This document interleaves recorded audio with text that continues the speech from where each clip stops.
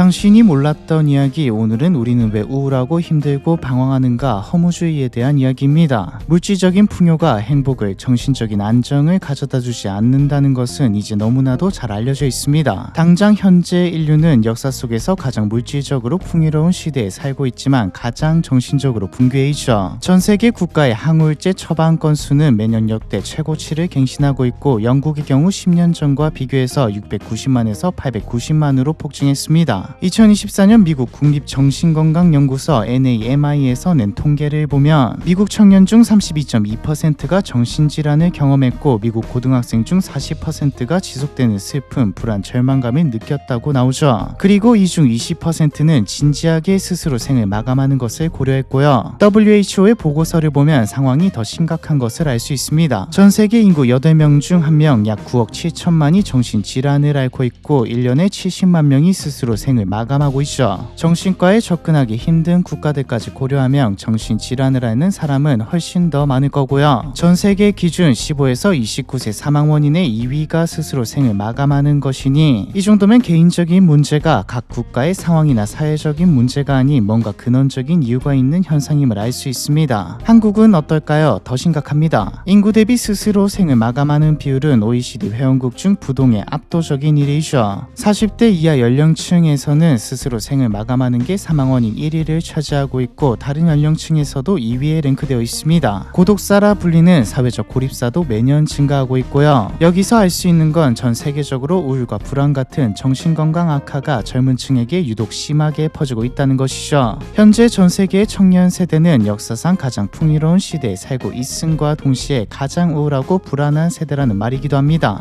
물론 국가마다 이유야 있을 겁니다. 당장 한국은 교육 문제, 경쟁 문제, 취업 문제 등 떠오른 것만 해도 한두 가지가 아니죠. 그럼 교육에서도 문제 없었고 경쟁도 안 해도 되는 환경이고 취업도 문제 없다면, 부모님까지 잘 산다면 정신적인 문제에서 자유로울까요? 아니죠. 이런 식으로 따지면 과거의 사람들이 더 우울하고 정신적으로 힘들어야 했던 게 맞습니다. 현재 청년층이 가장 정신적으로 불안한 세대가 된 근본적인 원인은 따로 있습니다. 삶에 대한 비관, 삶의 의미 상실, 즉 니체가 예언했던 허무주의의 시대가 도래한 거죠. 지금 내 삶이 어떤지도 어떤 환경인지도 중요하지만 이걸 뒤로하고도 삶의 목적 상실과 절망이 근본적인 이유입니다. 스스로 생을 마감하는 사람이 폭증하는 건 허무주의, 삶의 목적도 없고 내 힘으로 어쩔 수 없다는 절망이 충동으로 이어진 결과죠. 죽음에 대한 충동으로 이어지는 걸 따지지 않아도 사람들, 젊은 층이 허무주의에 빠져 있다는 것을 알 수 있는 대목이 있습니다. 죽음에 대한 인식이죠. 제가 30살인데 주변 사람들도 비슷한 나이대고 같이 일하는 사람들도 비슷한 나이대입니다. 이야기를 하다가 죽음에 대한 이야기가 나오면 짜놓은 것처럼 나오는 말이 지금 죽어도 상관없다, 별로 삶에 대한 미련이 없다, 이런 것들이죠. 직업이 없는 것도 돈을 못 버는 것도 그닥 상황이 힘든 것도 아닌데도 똑같이 이 말을 합니다. 이건 단순히 삶의 의지가 없는 상황에 대한 비관이 아니라 우울증에 걸린 게 아니라 지금 젊은 층이 삶의 의미를 찾지 못했기 때문에 허무주의에 빠져있기 때문이죠. 이렇게만 들으면 뭔 소리지 싶을 수 있지만 오늘 이야기를 다 듣고 나면 이해가 되실 겁니다. 그럼 본격적으로 시작해보죠. 신은 죽었다, 신은 죽어있다, 그리고 우리가 그를 죽였다, 살인자 중에 살인자인 우리는 어떻게 안식을 얻을 것인가. 너무 유명한 말이죠. 하지만 또 이게 뭘 의미하는지는 잘 알려져 있지 않습니다. 미디어에서도 단순히 무신론적인 맥락으로 사용되지만 이 말의 핵심은 무신론이 아니라 뒤의 말, 우리는 어떻게 안식을 얻을 것인가가 핵심이죠. 인류는 지구에 존재하는 모든 생명체 중 유일하게 태어났으니 사는 것을 넘어 모든 것의 시작이 어디인지 끝은 어디인지 삶의 의미는 무엇인지에 대한 질문을 던집니다. 인간이 아닌 다른 곤충들, 동물들은 그냥 살고 심지어 잘 삽니다. 저희 집 강아지 솜탕이도 삶의 의미를 찾기보다 먹고 산책하고 자고 놀기만 해도 행복하게 잘 살죠. 옆집 뽀삐가 굳이 목줄을 한다고 해서 부러워하지도 않고요. 하지만 인간은 아닙니다. 이렇게 살다가 죽는 건가라는 생각은 모든 사람이 한 번쯤은 다 해봤을 법한 생각이죠.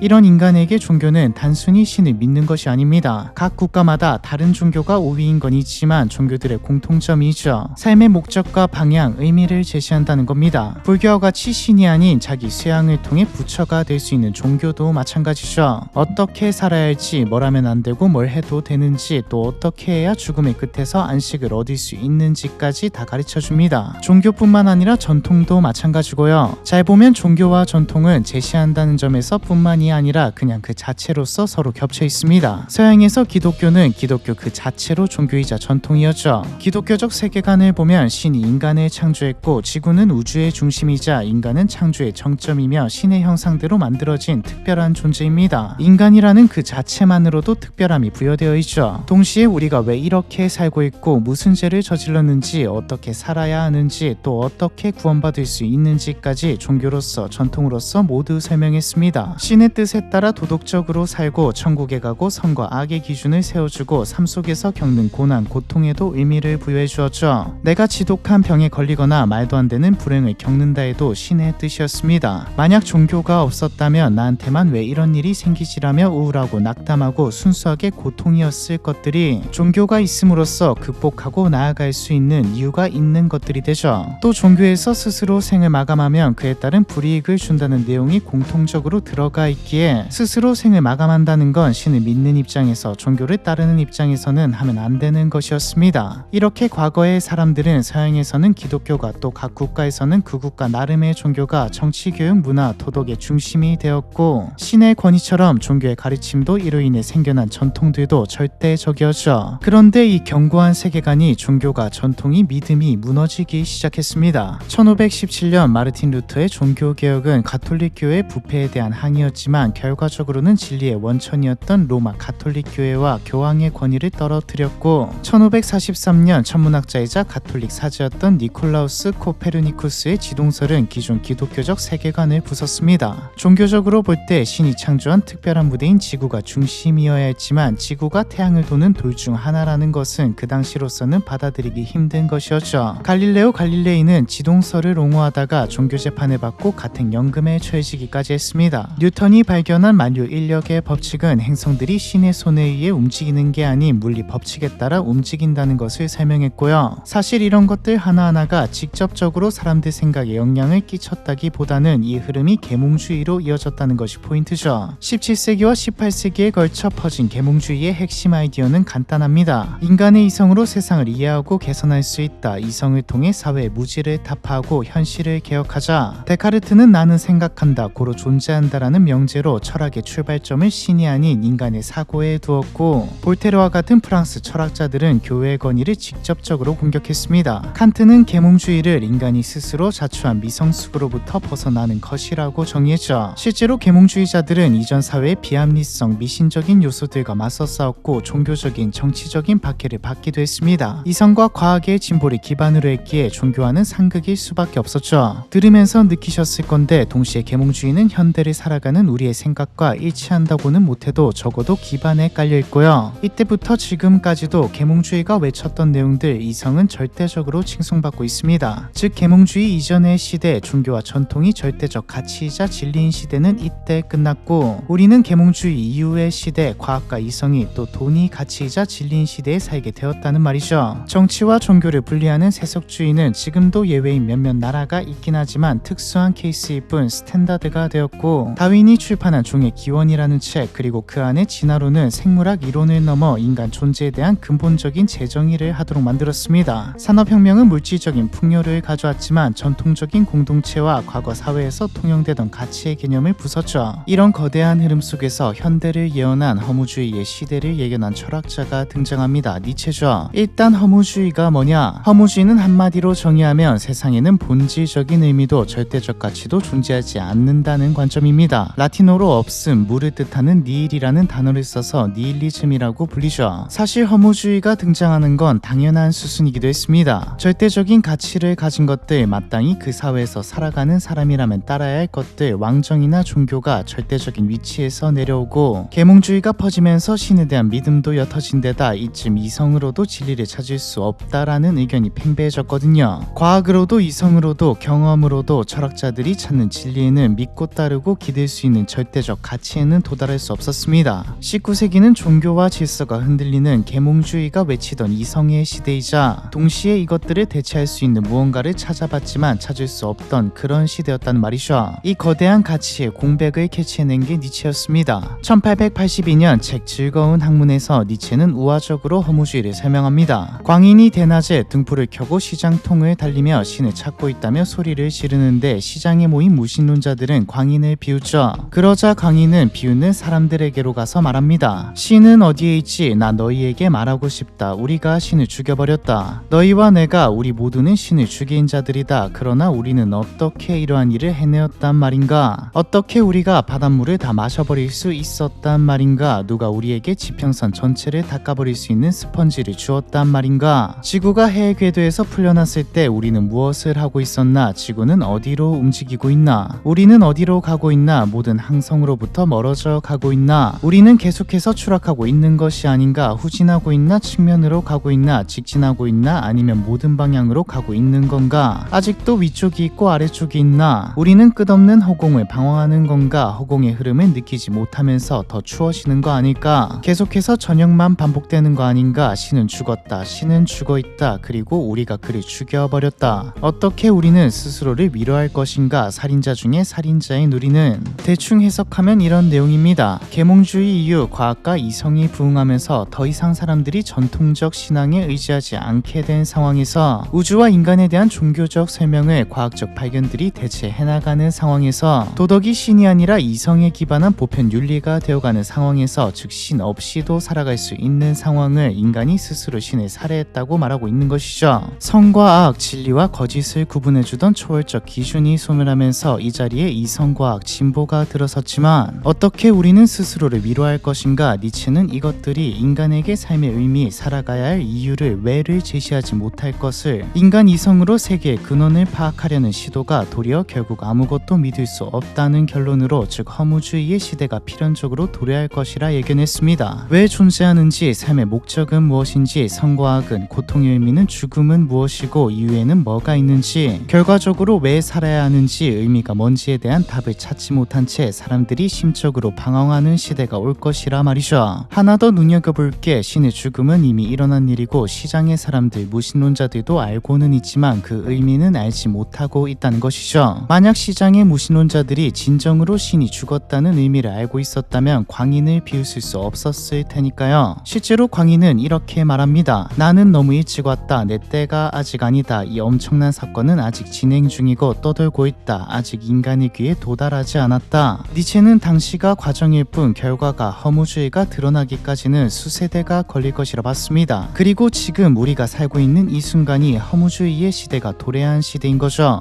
그럼 왜 하필 지금일까요? 가치의 공백이 현실화되었고 아무도 가치를 제시하지 못하고 있거든요. 니체는 우리가 신을 잃었으니 차라리 이념이나 집단에 의존하여 의미를 찾으려 들지 모른다라고도 말했습니다. 이 말처럼 신과 전통이 사라진 자리에 새로운 이념과 집단이 자리 잡아서 삶의 의미와 충성할 것들, 맹목적으로 따라야 할 것들이 등장했죠. 공산주의, 파시즘, 민족주의 같은 것들입니다. 공산주의는 인간의 노동자 계급이라는 정체성으로, 파시즘은 우수한 인종이라는 신화로 각 사회에서 역할과 목적의식을 부여했죠. 더 이상 사람들은 하늘의 신에게 자신의 삶을 바치지는 않았지만 결과적으로는 같았습니다. 공산주의는 종교를 배척했지만 하나의 종교와 같았죠. 이 시기 사람들은 사상이나 이념에 때때로는 사람에게 자신의 삶을 바치고 이것들이 만든 이론들, 의미를 맹목적으로 따르며 삶의 의미를 찾았죠. 2차 세계대전이 끝나면서 절대적 가치 행세를 하던 이념과 집단들은 소멸했습니다. 지금도 있긴 하지만 구시대적인 산물이자 악으로 여겨지죠. 냉전이 끝나고 난 뒤에는 공산주의도 함께 몰락했고요. 이 시기 사르트르와 까미를 필두로 한 실존주의가 부상한 것은 우연이 아닙니다. 알베르 까미가 쓴 시지프 신화의 첫 구절인 참으로 진지한 철학적 문제는 오직 하나뿐이다. 그것은 바로 죽음이다라는 말처럼 신과 이성이 떠난 부조리한 폐허 위에서 인간은 고독하고 또 지독하게 자신의 존재 이유를 증명해야 하는 시기가 도래했죠. 그런데 예상과 달리 종교와 전통의 자리를 인연과 집단의 자리를 대체하는 게 또 등장했습니다. 돈과 소비죠. 신이 떠난 자리에 남은 공허한 재단은 돈과 상품으로 채워졌습니다. 브랜드는 나의 정체성이 되었고 더 많은 돈, 더 좋은 집과 차는 삶의 의미와 목적, 이유, 목표가 되었죠. 좋은 대학, 좋은 직장에 취직하기 위해 학교를 열심히 다녔듯이 사회 전체가 어릴 때부터 이걸 쫓아야 한다고 가르쳤고 미친 듯이 이것들을 쫓다 보니 허무주의를 느끼지 못한 겁니다. 조금 더 나은 집, 조금 더 나은 브랜드의 차, 조금 더 나은 브랜드의 옷, 더 많은 월급, 더 좋은 직장을 위해 모두가 달렸죠. 그리고 운 좋게도 이때까지는 다음이 항상 존재했습니다. 즉 다음 단계로 가는 사다리가 있었다는 말이죠. 1과 10 사이에 2와 3이 4가 있었습니다. 게임에서 퀘스트를 깨듯이 말이죠.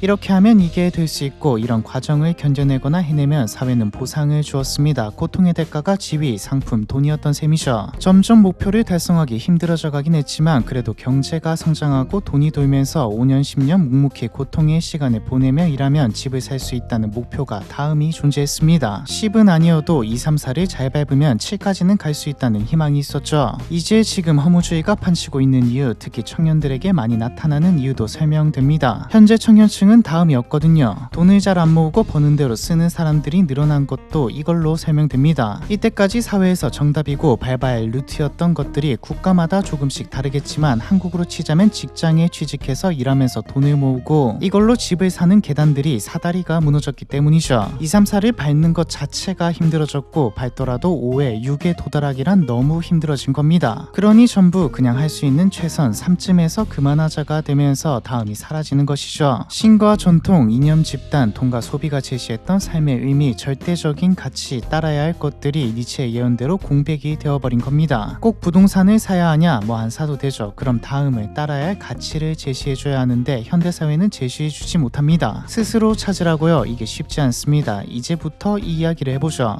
여기까지만 보면 암울한 시대고 앞으로도 암울할 것 같고 허무주의는 우리를 끝내 집어삼킬 것만 같지만 사실 니체는 허무주의가 파국으로 끝날 거라고 생각하지만은 않았습니다. 어떻게 우리는 스스로를 위로할 것인가에 대한 답도 제시해놨죠. 니체는 가치가 무너진 공백이 발생한 허무주의의 시대에 사람들이 두 가지 모습을 취할 거라 예상했습니다. 일단 수동적 허무주의와 능동적 허무주의를 구분해야 하는데 좀 간단하게 말하면 수동적 허무주의는 어차피 의미가 없으니 안 하겠다고 능동적 허무주의는 뭐라도 하겠다죠. 수동적 허무주의에 빠진 사람들은 마지막 인간이라 불립니다. 무너진 가치 위에 앉아서 안락함과 쾌락만을 추구하는 거죠. 마지막 인간은 별을, 이상을 동경하지 않고 위험을 감수하지 않으며 나태한 만족을 찾아 나섭니다. 우리는 행복을 발견했다고 말하지만 이건 삶의 의미가 아닌 현실에 대한 안주일 뿐이고 결국에는 삶은 무의미하다고 느끼게 되죠. 다른 모습은 위버맨시 초인입니다. 가치가 없음을, 가치의 공백을 인식하고 인정하면서도 스스로 새로운 가치를 창조하는 부류죠. 능동적 허무주의는 초인이 되기 위한 과정에 가깝습니다. 니체 자신도 초인은 먼 미래의 목표임을 말하며 대부분의 사람들에게는 버거운 이상임을 인정했고 실제로도 힘든 게 사실이지만 사실 우리는 초인이 될 필요까지는 없습니다. 신과 전통의 자리를 이념이, 돈과 소비가 채웠지만 완벽히 대체한 적은 한 번도 없었습니다. 하지만 사람들은 역사 속에 살았다면 우리는 가치의 공백을 느끼지 못하고 잘 살아왔죠. 즉 우리에게는 초인 같은 거대한 이상이 아니라 다음만 있으면 됩니다. 이 다음을 니체는 힘의 의지라는 개념으로 말하고 있죠. 살아있는 것을 발견한 곳마다 나는 힘의 의지를 발견했다. 그리고 섬기는 자의 의지에서조차 지배하려는 의지를 발견했다. 니체는 생명체라면 누구나 단순히 생존을 넘어 스스로를 확장하고 능력을 발휘하려는 욕구가 있다고 봤습니다. 힘의 의지는 결국 자기 극복입니다. 기존의 가치가 허구임을, 아무것도 없다는 것을 알았다면 정면으로 받아들이고 자신의 나약함을 극복하고 한계를 조금씩 넘어서는 자신만의 다음을 만들라는 말이죠. 역설적으로 이건 가치를 파괴하는 행동입니다. 이때까지 절대적 가치였던 것들을 부수고 사회가 만들어 놓은 다음을 부수고 나 자신만의 다음을 만드는 것이니까요. 말은 거창한데 별게 아닙니다. 수동적 허무주의자가 유행과 타인의 시선에 끌려다니고 그냥 산다면 타인의 시선과는 별개로 자신이 좋아하는 취미에 몰두하고 조금 더 나은 날을 위해서 운동을 하거나 작은 목표를 세우는 것 자체가 전부 힘의 의지가 발현하는 거죠. 괜히 니체가 망치를 든 철학자라 불리는 게 아닙니다. 니체가 제시한 개념들을 행하려면 허무주의를 받아들인과 동시에 기존의 가치를 사회가 제시한 이렇게 해야 성공한 삶이다를 무시하고 부숴야 가능하니까요. 즉 성공의 절대적 가치라고 여기시는 것들, 명문대, 대기업, 외제차, 서울 아파트를 부숴야 가능한 일입니다. 물리적으로 부수자는 말은 당연히 아니고요. 오늘 영상을 한마디로 정리하면 자신만의 다음이 있는 삶을 살자 정도겠네요. SNS에서 보이는 꾸며진 남의 삶을 보며 부러워하지도 말고 사회가 세워놓은 기준에 내 행복을 맞추지도 말고 평균 연봉보다 좀 높다고 만족해 하지도 말고 낮다고 우울해하지도 말고 그냥 자신의 삶을 살자입니다. 정확히는 절대적인 가치라는 건 없으니 자신만의 가치를 정하고 발전시켜 나가자죠. 살다 보면 같은 상황에 별것 없는데도 열정 넘치고 활기차게 사는 사람들이 있습니다. 이 사람들은 가르쳐주지 않았음에도 어쩌다 스스로 자신만의 다음을 찾아서 살고 있는 사람들이죠. 사실 오늘 내용은 제가 방황하면서 혼자서 삶의 의미가 뭘까, 왜 살지라는 생각을 하면서 혼자서 막 찾아보고 한 내용이기도 합니다. 이게 정답은 아니라는 거죠. 그래도 나름 설득력이 있는 이야기라고 느껴서 이렇게 생각하면서 산다고 손해볼 것도 없고요. 사실 뭐 제가 찾은 것도 아니고 니체가 해놓은 것들이 다지만요. 여러분의 다음은 무엇인가요? 절대적 가치인 척했던 것들을 부술 준비가 되어 있으신가요? 무언가를 맹목적으로 믿지도 따르지도 않고 스스로 자신만의 가치를 만들 준비가 되었다면 조금은 더 허무주의에서 벗어날 수 있지 않을까, 행복해질 수 있지 않을까 싶습니다. 다음 실패는 더 나은 실패가 되기를 바라면서, 아니 노력하면서 말이죠. 우리는 왜 우울하고 힘들고 방황하는가, 허무주의에 대한 이야기, 이번 편은 여기까지입니다.